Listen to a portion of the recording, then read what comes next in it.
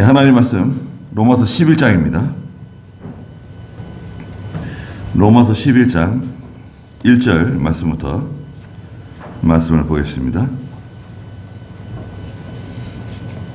로마서 11장 1절입니다.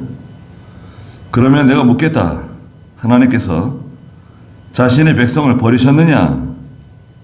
결코 그럴 수 없다.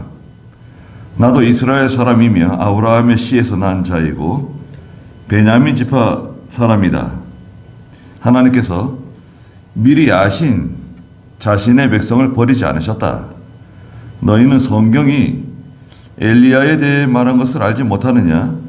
그가 이스라엘을 송사하여 하나님께 호소하기를 주님, 그들이 주님의 선지자들을 죽이고 주님의 제단들을 헐어버렸으며 오직 나만 남았는데 그들이 제 목숨도 잡고 있습니다.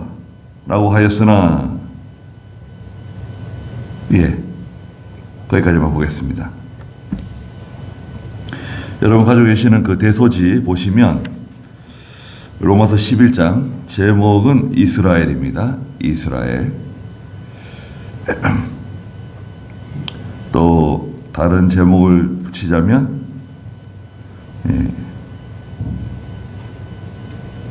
돌 올리브나무와 참 올리브나무가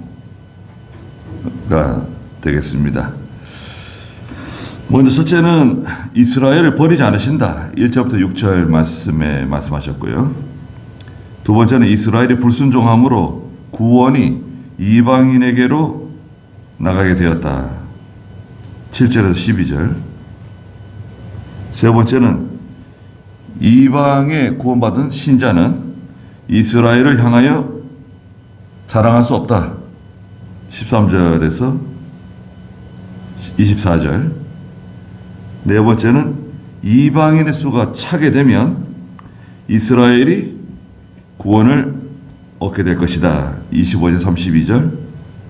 다섯 번째는 하나님의 지혜와 지식을 측량할 자가 아무도 없다. 33절에서 36절입니다. 하나님이 이스라엘을 결코 버리지 않으신다. 네. 여기 1절에 보니까 그러면 내가 묻겠다. 그러면 뭘 그러면인가요? 그 10장 19절 20절 한번 읽어주시겠어요? 내가 또 묻겠다. 이스라엘이 알지 못하였느냐? 먼저 모세가 말하기를 내가 백성 아닌 자를 통하여 너희가 시기하도록 하고 미련한 백성을 통하여 너희가 분노하게 하겠다 하였고, 또 이사야가 매우 담대하게 말하기를 나를 찾지 않는 자들에게 내가 발견되고 내게 구하지 않는 자들에게 나를 나타내었다라고 하였다. 네. 그러니까 하나님 그러면 이스라엘을 버리고 이방 사람들만 구원하신다는 말씀이신가? 그건 아니다 이거예요. 그러면 내가 묻겠다. 하나님께서 1절에 자신의 백성을 버리셨는가? 버리셨느냐? 결코 그럴 수 없다. 나도 이스라엘 사람이다. 사도 바울. 나도 이스라엘 사람이고 아브라함의 씨에서 난 자이고 베냐민 지파 사람이다. 예. 사도 바울 베냐민 지파 사람입니다. 내가 예수 믿고 구원받은 거 봐라. 하나님이 이스라엘 백성 버린 거냐? 버린 거 아니다. 2절에 하나님께서 미리 아신 자신의 백성을 결코 버리지 않으셨다.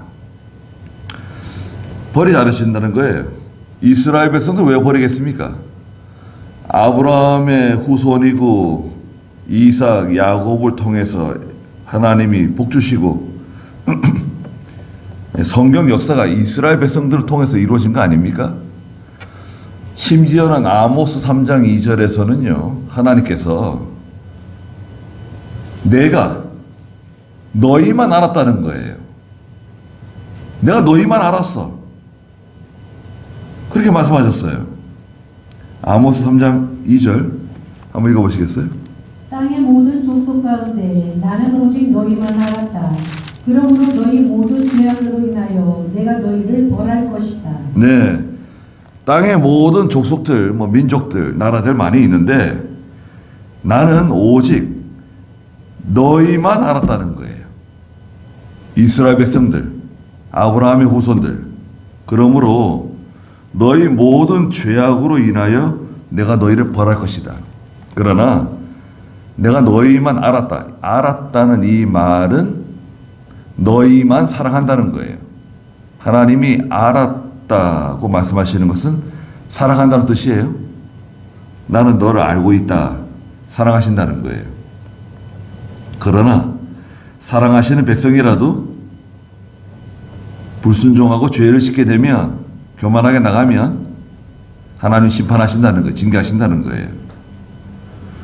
자, 그러니까 하나님께서 그 미리 아신 자신의 백성을 버리지 않으셨고, 2절 중간에 보니까 오늘 너희는 성경이 엘리야에 대해 말한 것을 알지 못하느냐. 그가 이스라엘을 송사하여 하나님께 호소했어요. 열왕기상 19장에 보면 하나님께 말하자면 고소했어요. 하나님께 고발했어요. 하나님 이거 보십시오. 엘리야 선지자가 3절에 주님, 저 사람들이 주님의 선지자들을 죽이고 북이스라엘의 아합과 그 아내 이세벨이 협잡해가지고 그 정치적인 권력을 가지고 악하게 사용해서 하나님의 선지자들 잡아 죽였죠. 주님의 제단들을 헐어버렸으며 오직 저만 남았습니다. 나만 남았습니다.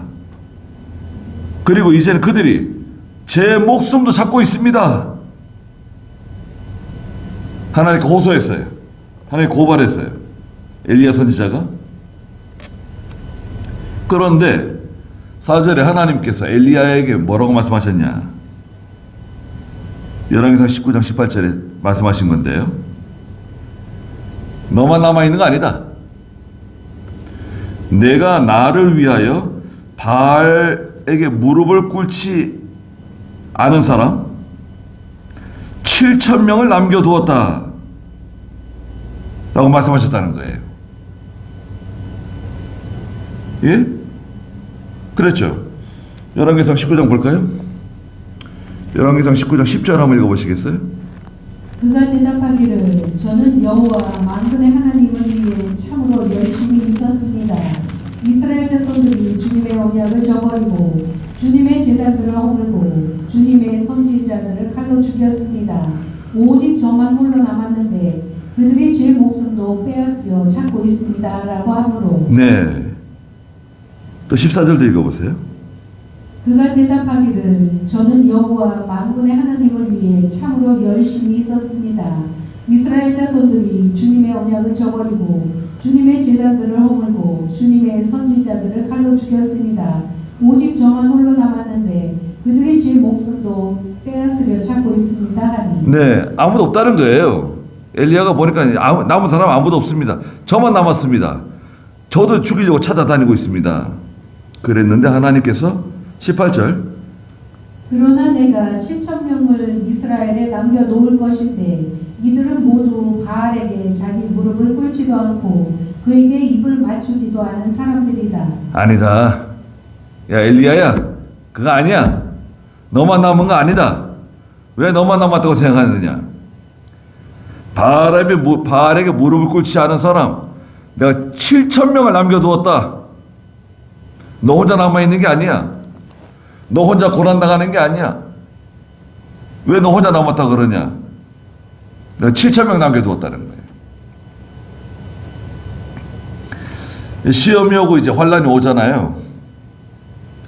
첫째는 이제 우리에게 시련이 찾아오는데 종교 박해. 첫째는 종교 박해예요. 기독교 박해. 교회를 핍박하고 신앙을 박해하고 믿음으로 살고 주의를 지키거나 우상 숭배하지 않거나 그러면 잡아 가두거나 죽이거나 재산을 빼앗거나. 과거에 로마 시대 때는 로마 황제를 숭배해야 돼요. 로마 황제가 신이에요. 그 로마 황제를 숭배하지 않고 로마 황제를 섬기지 않으면 다 붙잡아다가 콜로세움으로 데려가가지고 짐승의 밥으로 주는 거예요.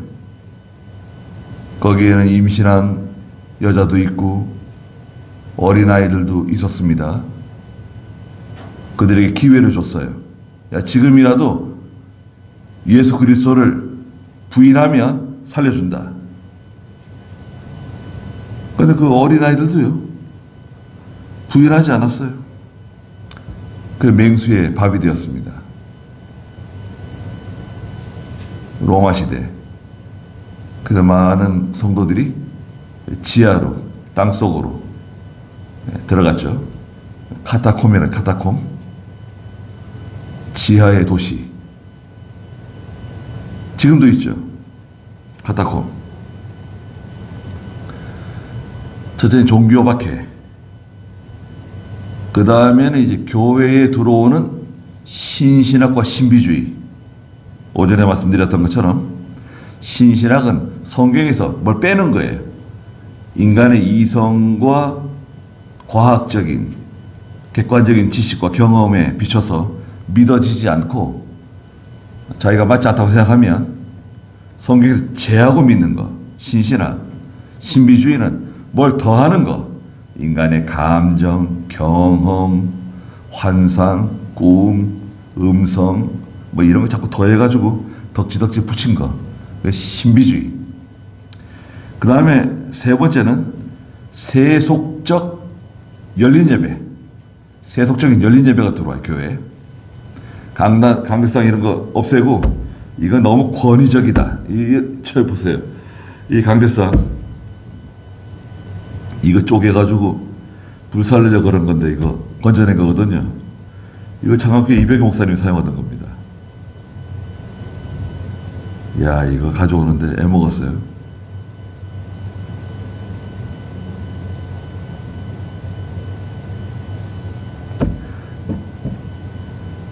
이런 강대상은 권위적이다. 이 시대에 맞지 않다. 뭐 투명한 크리스탈 강대상 조그마한 거 갖다 놓고 또 강대상을 마치 무대처럼 꾸며놓고 아무나 올라와서 무슨 짓을 하든지 강대상. 그게 뭐예요? 세속적 열린 예배. 교회의 문을 넓히고 문턱을 낮추고 아무나 예배당에 들어올 수 있도록 한다. 취지는 좋은 것 같지만 성경은 절대 그렇지 않습니다. 성경은 문턱을 높이고 문을 좁히는 거예요. 아니, 예수님께서 좁은 문으로 들어가라 그러고, 좁은 문으로 들어가라, 좁은 길로, 협착한 길로 가라 그러는데 누구 마음대로 문을 열어요? 세속적 열린 예배. 이런저런 악기 막 가져와가지고 예배에 사용하고, 그건 정당하지 않습니다.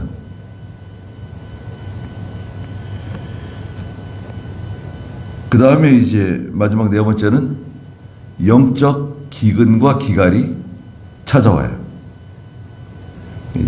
어묵한 시대가 오는 거예요.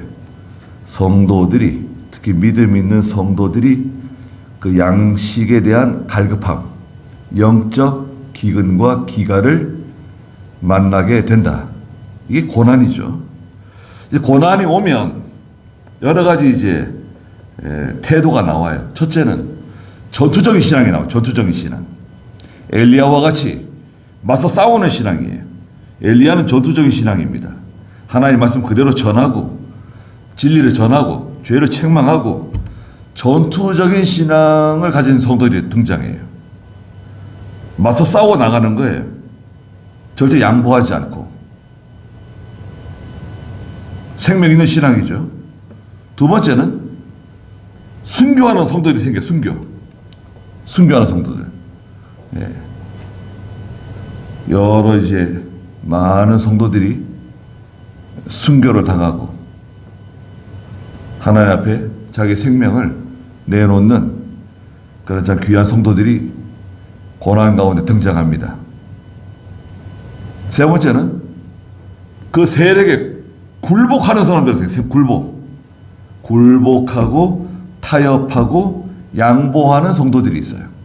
예수 믿는 사람들이 예배당에 나오지만 일제시대 때도 시사 참배해요. 시사 참배는 국가의식이다. 이건 죄가 아니다. 자기들이 멋대로 만들어가지고 시사 참배. 목사들 가운데도 교인들에게 시사 참배는 죄가 아닙니다. 해도 괜찮습니다. 그래서 우상 숭배하게 만들었어요. 자기 감옥에 안 가고 일제에게 여러 가지 선물 받고 돈 받고. 예? 교회를 지킨다. 우리는 교회를 지킨다. 다 감옥 가고 다 순교당하면 어떻게 하냐? 누가 교회를 지켜야 되지 않겠느냐? 우리가 교회를 지키겠다. 신사 참배하면서 우리는 교회를 지켰다. 우리는 잘못한 게 없어. 라고 주장하고 해방되고 나서 끝까지 회개하지 않고 자기들끼리 나간 게 지금 통합 측이죠. 통합 측. 우리 통합이다. 우리한테 회개를 강요하지 마라. 우리는 너희들이 감옥 가고 순교하고 이럴 때 우리는 교회를 지켰어. 성도들을 지켰어. 니네들 뭐 했냐? 한 게 뭐가 있어? 숨어 들어가고 감옥에 들어가 있고. 우리는 그동안에 교회를 지켰어. 말 되네요. 이게 통합체. 이게 신앙적으로 같을 수 있어요? 부활절 연합예배다. 장로교 뭐 여러 가지 교단들 뭐 고신측, 합동측, 뭐 통합측, 기장측 뭐 다 모여가지고 감리교, 뭐 성결교 다 모여서 합동 예배 드린다. 합동 예배 드리면 되겠습니까? 그게 맞아요? 같이 예수를 믿고 하나님 섬겨도 노선이 달라요. 성질이 달라요. 연합하는 게 아니에요. 야곱의 자녀들이 여러 있잖아요. 루벤, 시므온, 레위, 유다, 뭐 단지파, 아셀, 뭐 요셉, 베냐민 여러 지파들이 있잖아요. 있는데 루벤 지파도 있고 에브라임 지파도 있고 있는데 다 신앙이 달라요. 루벤의 신앙이 다르고 요셉의 신앙이 다르고 베냐민의 신앙이 다르고 므낫세의 신앙이 다르고 에브라임의 신앙이 다르고 유다의 신앙이 다 신앙이 다 달라요. 어떻게 연합이 됩니까? 그게 어떻게 연합이 되냐고요. 우리 한국교회는 원래 하나였으니까 다 하나로 돌아가야 된다라고 주장하신 분이 한경직 목사님이에요. 예? 한경직 목사님. 미국에서 공부해가지고 와가지고 에큐메니칼 들어보셨어요? 네, 한번 들어두세요. 에큐메니칼은 하나가 되자는 거예요. 하나의 공동체 교회. 우리가 하나가 돼야 된다. 그래서 여의도 광장에서 100만 명 모여가지고 빌그레암 목사 데려다가 집회를 하고 그랬죠. 하나가 된 것 같아요. 그게 에큐메니칼 운동이에요. 영락교회. 성경은 하나 되라고 말씀하신 거 없어요. 교회 안에서 마음이 하나가 되고 말이 하나가 되고 뜻이 하나가 되고 그건 정당합니다. 신앙이 다른데 누군가는 믿음을 양보하고 타협을 해야 돼요. 그 믿음 좋은 사람이 양보하고 타협해야 되겠습니까? 믿음이 어린 사람이 양보하고 타협해야 되겠습니까? 믿음이 좋은 사람이 양보하고 타협을 해야 돼요. 접고 들어가야 돼요. 곧이 곧대로 하면은 어울릴 수가 없어요. 저는 술 마시고 담배 피우고 주일 안 지키고 열린 예배 드리고 개방적으로 나가는데 우리는 좁은 길 가려고 그러고 그게 어떻게 하나가 될 수 있어요?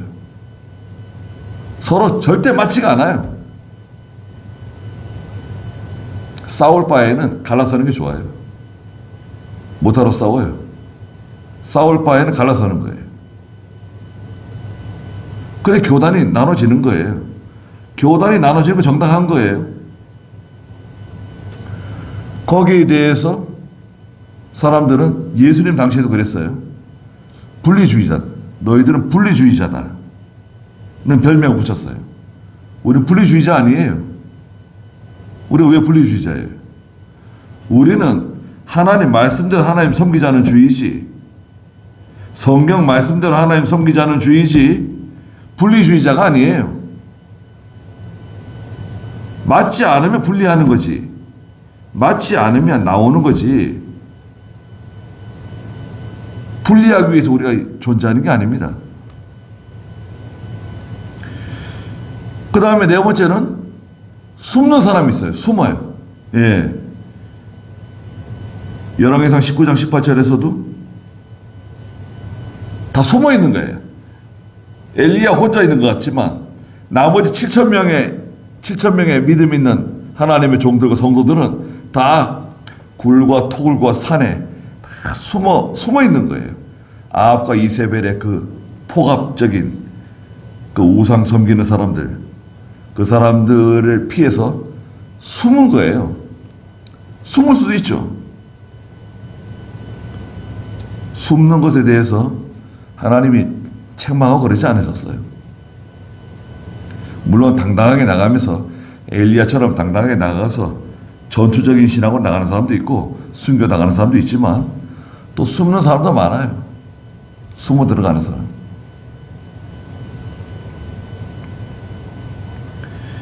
그래서 믿음을 잘 끝까지 지키는 성도들이 있는 겁니다. 고린도후서 5장 4절에 보면 그 순교당하는 성도들에 대해서 말씀하신 죽을 것이 생명에 삼켜졌다 그랬는데 한번 읽어보시겠어요? 장막에 있는 우리가 짐을 진 것 같이 탄식하는 것은 벗으려는 것이 아니라 오히려 더 입으려는 것이고 죽을 것이 생명에게 삼켜지게 하려는 것이다. 장막에 있는 우리가 짐을 진 것 같이 탄식하는데 우리가 연약하고 자꾸 죄를 지으니까 탄식하잖아요. 벗으려는 것이 아니라 오히려 덧입으려는 것이고 하나님의 은혜를 사모하고 죽을 것이 생명에게 삼켜지게 하는 것이다. 이 육체는 죽을 것인데 어차피 죽을 건데 기회가 오면 이 죽을 육체를 생명 내놓고 생명에게 삼켜진다. 하나님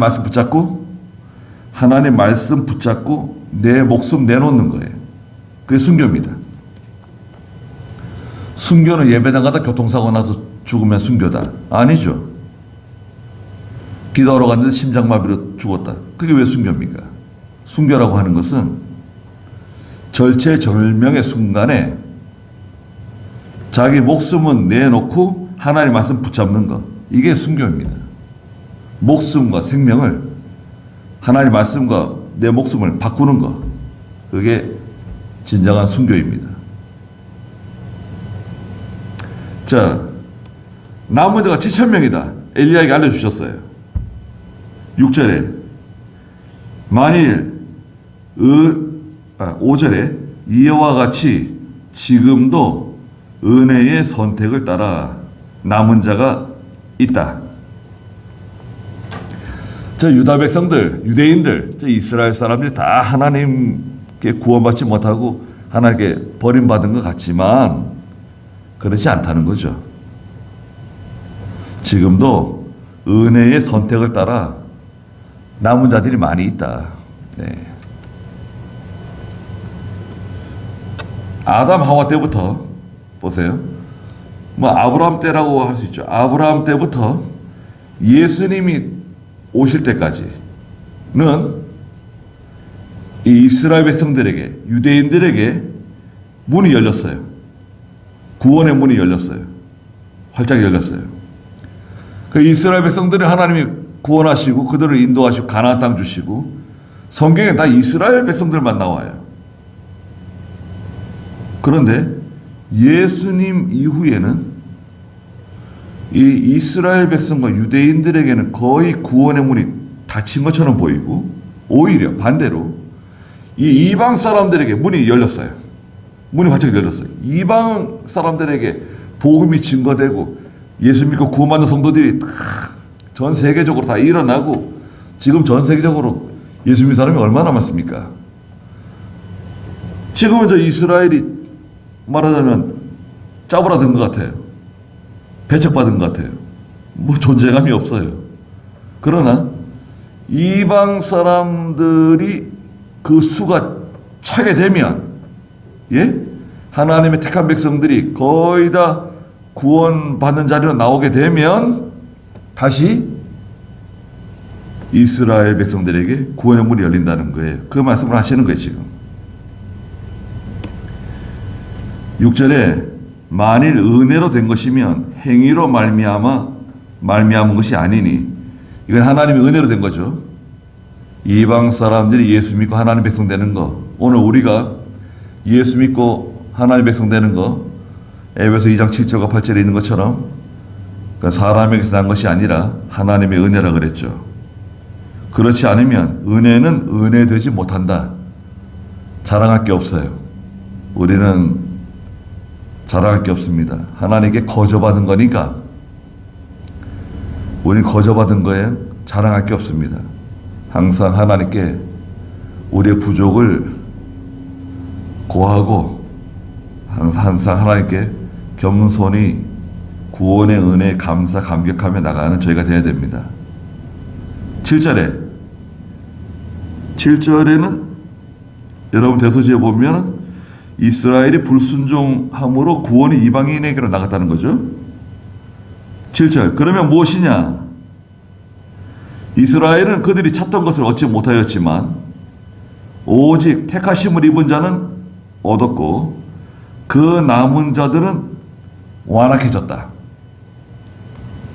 이스라엘 백성들 가운데서도 택함 받기로 예정된 사람, 구원 받기로 예정된 사람은 다 구원 받았다는 거예요. 예수 믿었다는 거예요. 성경에 사도행전 13장 48절에 보면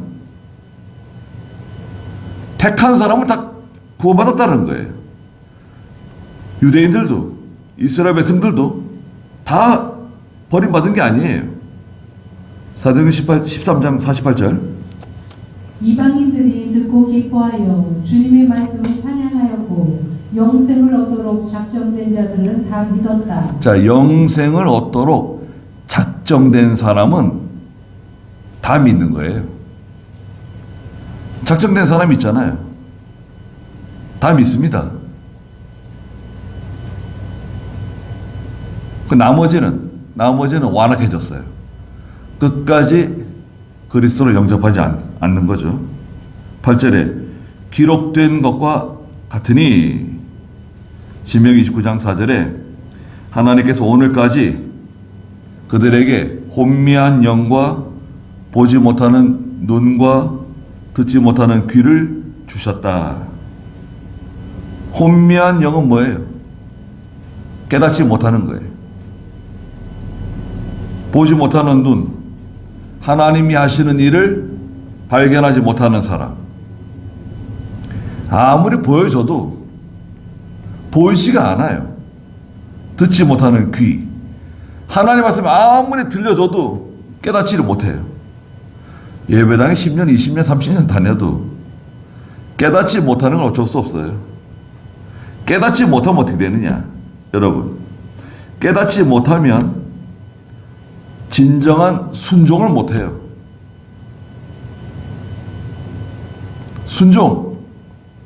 순종하면 살아나는 건데, 자라나는 건데, 영이 자라나고 구원이 이루어져 가고 자라나잖아요. 순종하면 되는데 깨닫지 못하잖아요. 들리지는 않는데 뭐 하나님 말씀 아무리 들어도 이게 마음에 와닿지 않는 거예요. 발견해야 되는데, 야, 이거로구나. 야, 이 말씀이 그 말씀이로구나. 깨달아야 되는데, 그냥 심승생숭해요. 물에 물 탄 듯, 술에 술 탄 듯, 그냥 밍밍해요. 아무 감흥이 없어요. 왜? 하나님께서 그들에게 혼미한 영, 보지 못하는 눈, 듣지 못하는 귀를 주셨다는 거예요. 완악해가지고 예수 믿지 않는 건 아닌데 예수 믿고 구원을 받았으나 믿음이 자라나지 못하는 어린 상태, 젖을 먹는 상태. 또 이 세상 사람들 아무리 전도해줘도 형제가 전도해주고 이웃이 전도하고 아무리 그래도 믿지 않는 사람들이 있습니다. 그 제가 말씀드렸잖아요. 저희 시골에 살 때 제가 초등학교 1학년 때 시골에 내려갔으니까요. 고등학교 1학년 때 다시 청주를 거쳐서 이제 서울로 올라왔는데 청주에 이제 외가댁이 있어가지고 그 시골에 저희 옆집에 박씨 아저씨가 살았어요. 박씨 아저씨. 박씨 아저씨가 사는데 거기 애들이 많아요. 5인가 6인가 돼요. 제가 알기로는 5인데 6인 것 같기도 하고, 예. 그 첫째가 누나인데 큰 누나, 둘째가 아들, 예. 그 박혜덕이라고 있었어요. 그 저기 애들이 있어요. 그 주일날 예배당 가잖아요, 저희 식구들은. 나씨 어디 가요? 아니 이게 바쁜데 이렇게 뭐 예배당 가고 그래? 일해야지. 예, 한창 뭐 농번기 얼마나 바쁩니까? 일해야 되는데 예배당 간다고. 그냥 뭐 그냥 욕이 아닌 욕을 하고 그랬습니다. 근데 그분이 늘 이렇게 제 할머니가 가셔서 전도하고 교회 예수 믿어야 된다고 그러고 늘 말했거든요. 그 우리 이제 그 후에 떠났죠. 거기도 다 정리해서 떠나고. 나중에 들어보니까 그 박씨 아저씨가 이 알코올 중독에 걸려가지고요. 황달이 오고 간이 이제 간 경화가 와가지고 사형 선고 받은 거예요. 사형 선고 받았는데 이 양반이 그 교회 나간다는 거예요. 축풍령 교회 나간다는 거예요. 축풍령 교회. 고시측 교회인데 그 축풍령 교회도 사실은 그 김현범 목사님 제자가 세운 교회예요. 보낼 사람이 없어, 교역자 보낼 사람이 없어가지고 고신측 전도사님 초빙해가지고 이제 교회를 세우게 됐는데 그 교회 나간다는 거예요. 그래 놀라운 일이 벌어졌습니다. 그 병 나았다는 거예요. 간경화 낫고 거기서 장로가 됐다나? 그 동네에도 교회가 하나 있었거든요. 그 또 동네 교회 다닌다는 말 들었어요. 뭐 시험에 들어가지고 동네 교회 다닌다고. 장로가 됐다고. 장로가 됐대요. 그리고 그 아들 해덕이는 또 집사가 되고 아주 교회 충성한다 그러더라고요. 충성한 집사가 됐다고. 그 나중에 이야 진짜 이게 기적 같은 일이 벌어졌다. 그 식구들이 다 예수 믿고, 예. 그 아주머니가 참 좋은 분이세요. 우리 그 김종석 집사님, 우리 박빈수 집사님 스타일처럼 생기셨는데 저를 아주 귀여워해 주시고 그랬습니다. 옆집이니까 그 애들하고 다 같이 놀고 지냈거든요. 다 예수 믿고 시집장가 가가지고 다 교회 집사 되고 아버지가 장로 되고 참 이게 그런 일이 있어요. 그분들 그 시골에서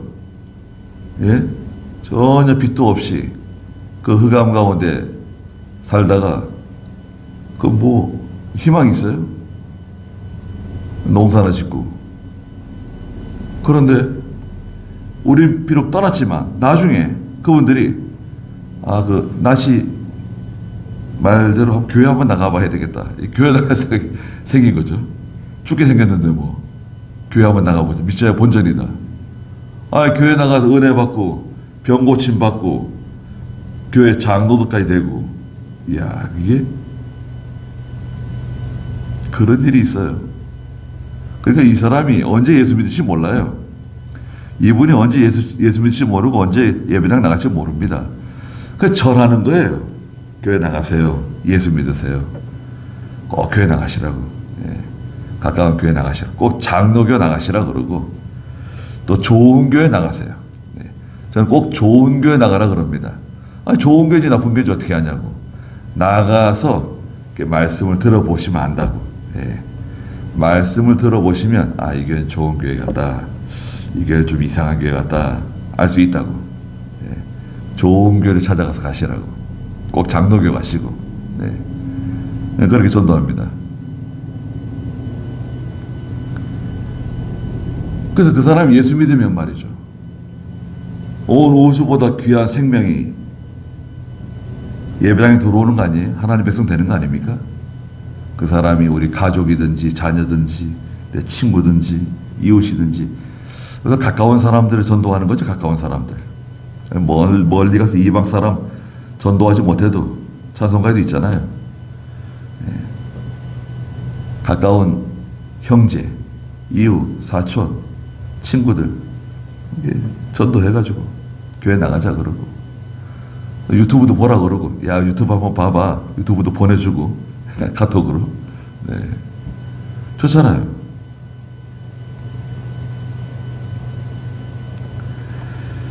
자, 이것은 행위로 된 것이 아니라 그랬죠. 6절에 만일 은혜로 된 것이라고 하면 행위로 말미암은 것이 아니니 그렇지 않으면 은혜는 은혜되지 못한다. 7절에 그러면 무엇이냐?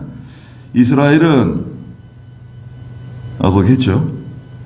9절 다윗도 말하기를 그들의 식탁이 그들에게 올무와 덫과 걸려 넘어지게 하는 것과 보응이 되게 하시고 그들의 눈은 어두워져 보지 못하게 하시며 그들의 등은 항상 굽게 하소서 라고 시편 69편에서 말씀하셨어요. 그들의 식탁은 그 하나님께 제사 지내잖아요. 의식, 제사, 또 종교 사업, 교회에서 하는 여러 가지 종교 사업들이 있잖아요. 뭐 구제한다, 선교한다. 어떤 교회는요, 시골 교회인데 농사를 지어요. 그 농사 지어서 선교한대요. 근데 주일날에 예배 끝나고 교인들 밭에 가서 일해요. 그 밭에 가서. 왜? 그 농사 잘 지어가지고 선교비 충당해야 되니까. 얼마나 열심히 하는지 몰라요. 그러나 그 정당합니까? 주일날? 주일 안 지켜요. 하나님 말씀 어기면서 선교해요. 하나님 말씀 어기면서 구제해요. 뭐 바자회, 주일날 왜 바자회? 김치 바자회, 뭐 요던데 무슨 바자회, 바자회 여러 가지고. 주일날 왜 바자회 합니까? 성경에 맞아요? 그건 과거 예수님 시대에 성전에서 장사하고 돈 바꾸고 똑같아요. 예수님께서 상을 다 뒤집어 엎으시고 돈 바꾸는 사람 상 다 뒤집어 엎었잖아요. 노끈으로 채찍을 만들어가지고 너희가 하나님의 전을 강도의 구렬로 만든다. 내쫓았죠.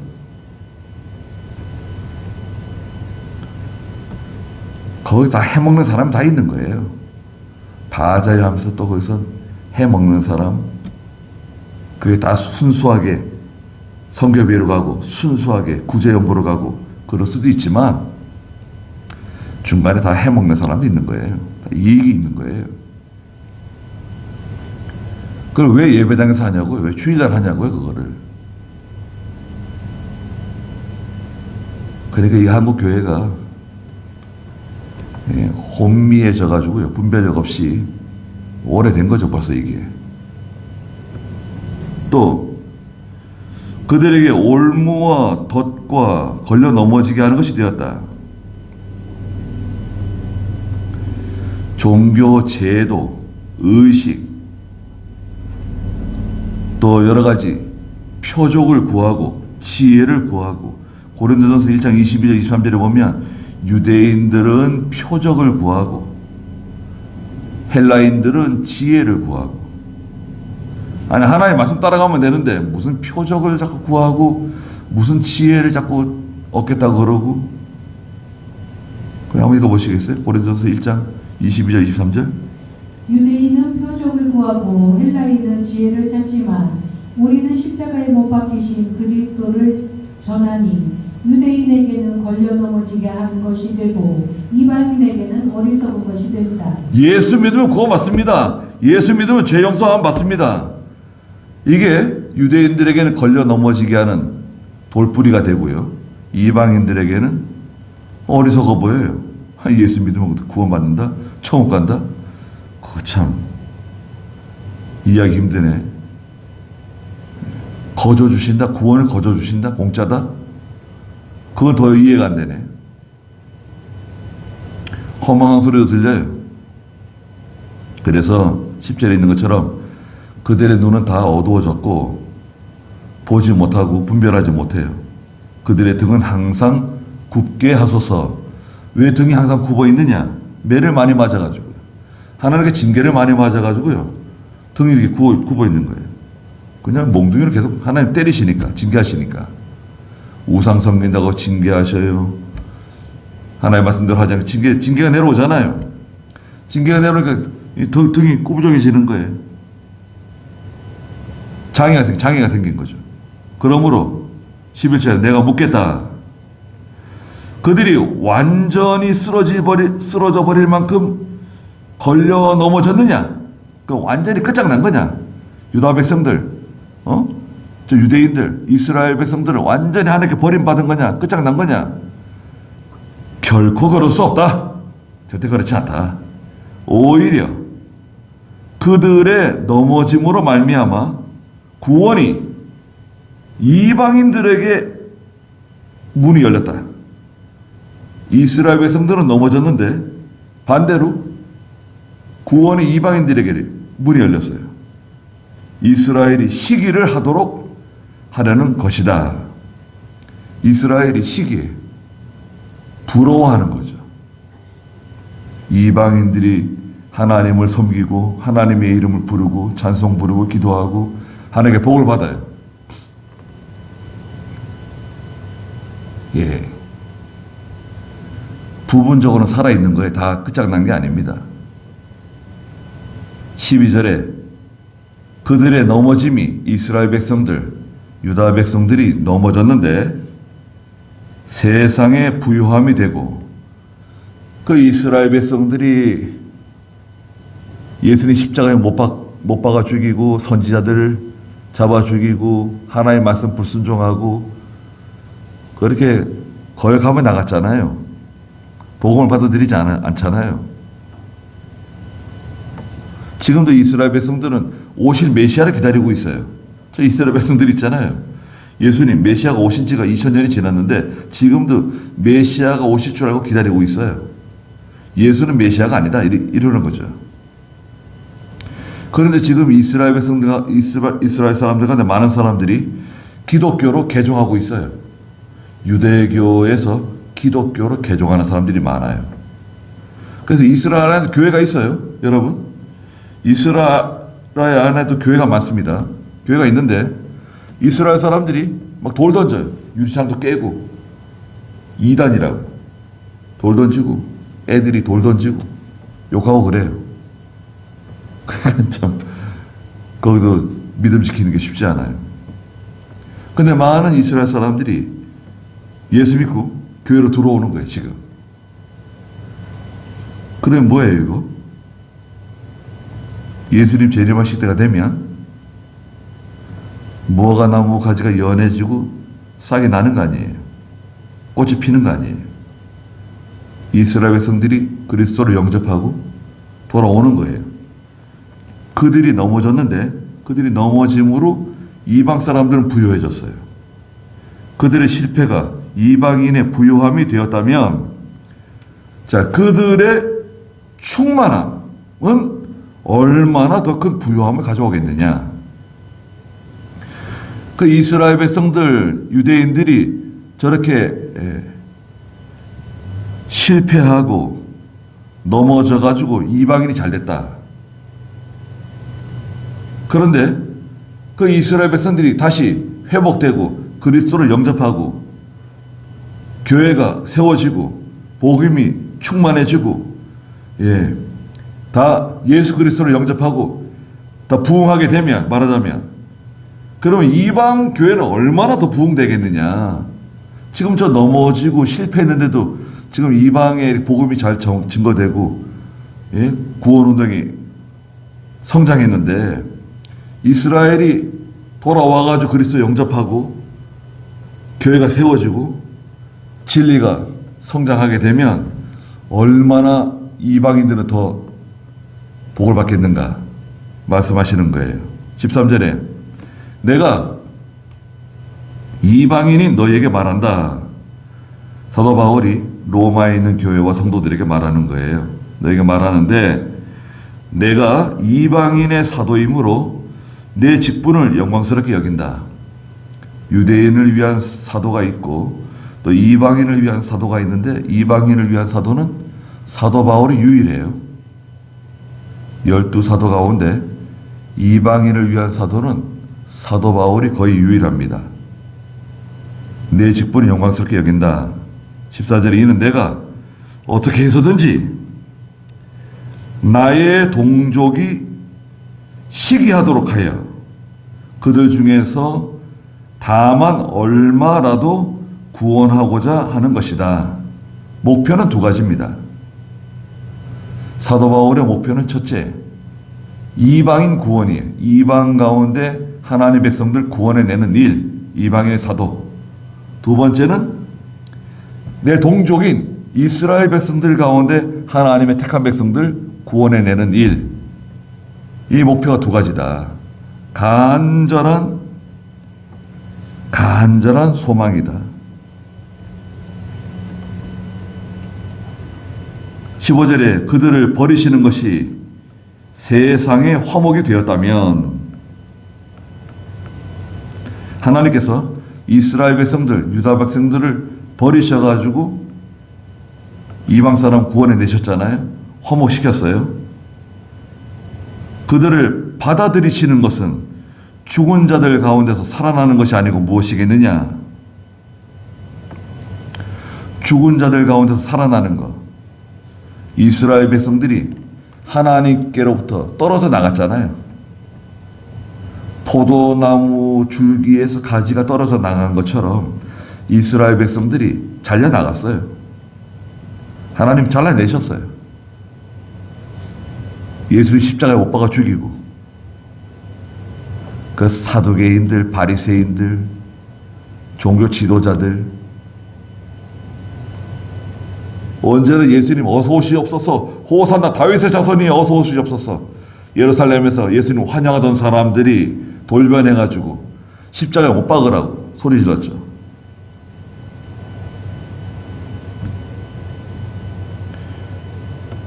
사람은 하나님께로 분리된 사람들, 떨어진 사람들이, 죽은 사람들이에요.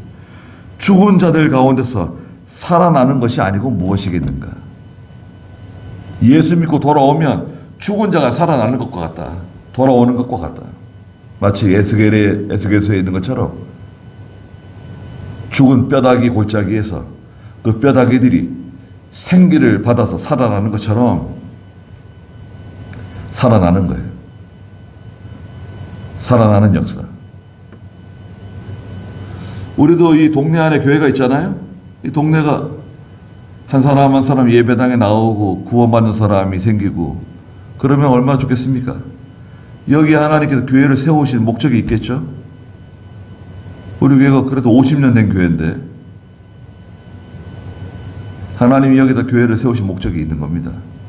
이 교회는 뭐 모연도 아니고 저 포곡도 아니고 애매한 위치에 교회가 있어요. 주변에 뭐 초등학교가 있는 것도 아니고 중학교가 있는 것도 아니고 그리고 뭐 여기 인구 밀도가 많은 곳이에요. 그렇지도 않고, 여러분 하나님께서 이 교회를 통해서 하시고자 하시는 여러 가지 목표가 있을 거예요. 16절에 첫 열매로 바치는 반죽 덩어리가 거룩하면 첫 열매로 바치는 반죽 덩어리가 있는데요. 이 반죽 덩어리는 이스라엘 족장들이에요. 족장들. 거룩하면 전체 덩어리도 거룩하지 않겠냐? 이스라엘 전체 백성, 이스라엘 백성들.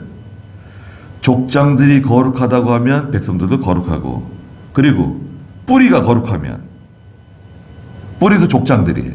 지도자들. 뿌리가 거룩하면 가지도 거룩하지 않겠냐? 가지들, 이스라엘 백성들. 예. 다 돌아와서 하나님 백성이 되고 거룩한 백성이 될 것이다. 또 조상들이 믿음이 좋잖아요.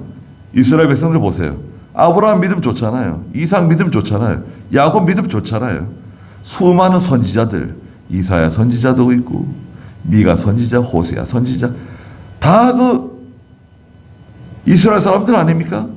히브리 사람들 아닙니까? 거기 한국 사람이 있어요? 여러분, 다윗이 한국 사람입니까? 모세가 한국 사람이에요? 미국 사람입니까? 다 이스라엘 사람들, 유다 백성들 아니에요. 유대인들 아니에요. 그러니까 얼마나 하나님께 축복을 받은 거예요. 그들의 후손들인데, 그 믿음 좋은 조상들의 후손들이 아무 혜택을 받지 못한다? 하나님께 버림받기만 한다? 그런 일은 없어요. 거룩한 반죽 덩어리, 거룩한 뿌리가 있다는 거예요. 그래서 우리가 믿음으로 살면요, 우리 후손들이 지금은 믿음으로 잘 살지 못한다 하더라도 나중에 하나님께 돌아올 가능성이 아주 많습니다. 내가 하나님 잘 섬기고 나가면 다 보고 있는 거예요, 지금. 모른 척하고, 그래도, 새벽 예배 나가시는구나. 주일 예배 드리러 가시는구나. 수요일 예배 드리러 가시는구나. 집에 어려운 일이 생기니까 저렇게 금식도 하고 기도도 하는구나. 하나님께 부르짖는구나. 저렇게 충성하는구나. 희생하는구나. 다 보고 있는 거예요. 겉으로는 뭐 불평 불만할지도 몰라도 나중에 돌아옵니다. 돌아올 때가 와요. 천부에 의지 없어서 손 들고 옵니다. 돌아올 때가 온다고요. 그 뿌리가 중요해요. 우리가 그런 좋은 뿌리가 거룩한 뿌리가 되는 겁니다. 거룩한 떡 반죽 덩어리가 되는 거예요. 그래서 오늘 우리가 이제 믿음으로 사는 게 참 중요하다는 것을 우리가 알고 믿음으로 잘 살아야 되겠습니다. 예, 거기까지 하죠.